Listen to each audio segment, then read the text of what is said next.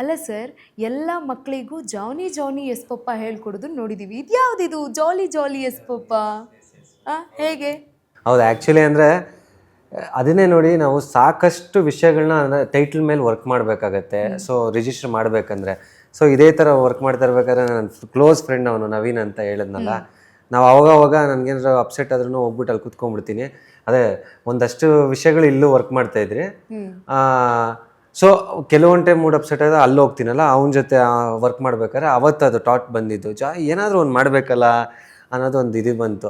ಅವತ್ತು ಇನ್ಸ್ಪಿರೇಷನ್ ಯಾವುದ್ರದ್ದು ಅಂದರೆ ಒಂದು ಥಾಟು ಮೋಸ್ಟ್ಲಿ KGF ಎಷ್ಟು ಸರ್ದೇ ಇರ್ಬೋದು, ಯಾವುದೋ ಒಂದು ಗೊತ್ತಿಲ್ಲ, ಒಟ್ಟಿನಲ್ಲಿ ಸುಮಾರು ದಿವಸ ಆಯಿತು ಮ್ಯಾಮ್ ಆ ಶಾಟ್ ಅಂತೂ ತೊಗೊಂಡು ಮತ್ತು ಅದಕ್ಕೆ ಬರೆದು ಕೂಡ ಇದೇ ಥರ ಥಿಂಕ್ ಮಾಡಿದಾಗ ಒಂದು ಇಡಬೇಕು, ಮಕ್ಕಳಿಗೂ ಇದು ಇಷ್ಟ ಆಗೋ ಥರ ಇಡಬೇಕು ಅಂತ ಯಾವುದೋ ಒಂದು ಇದರಲ್ಲಿ ಇನ್ಸ್ಪೈರ್ ಆಗಿ ಅದು ಬರೆದಿದ್ದು.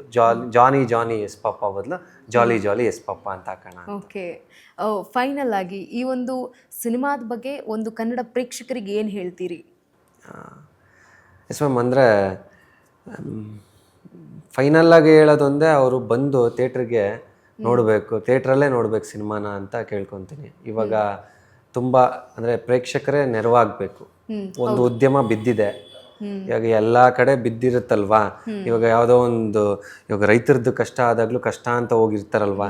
ಸೊ ಎಲ್ಲ ಕಡೆ ಒಂದು ಹೌದು ಆ ಕಷ್ಟ ಇದೆ ಅಂತ ಹೇಳ್ತಾರೆ.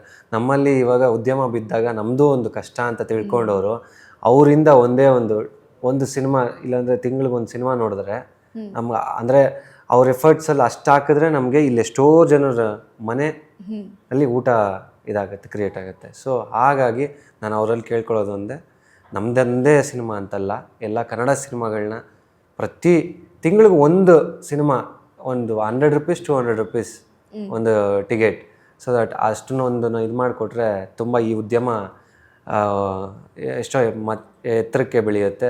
ಹಾಗಾಗಿ ಮತ್ತೆ ಯಾರ್ಯಾರು ಬ್ಯಾಕ್ಔಟ್ ಆಗ್ತಿದ್ದಾರೋ ಪ್ರೊಡ್ಯೂಸರ್ಸ್ ಎಲ್ಲ ಬರ್ತಾರೆ, ನಮ್ಮಂಥವ್ರಿಗೆ ಅವಕಾಶಗಳು ಸಿಗುತ್ತೆ, ಸಾವಿರಾರು ಕನಸುಗಳು ಮತ್ತೆ ಮರುಜೀವ ಪಡೆಯುತ್ತೆ ಅಂತ ಹೇಳ್ತೀನಿ.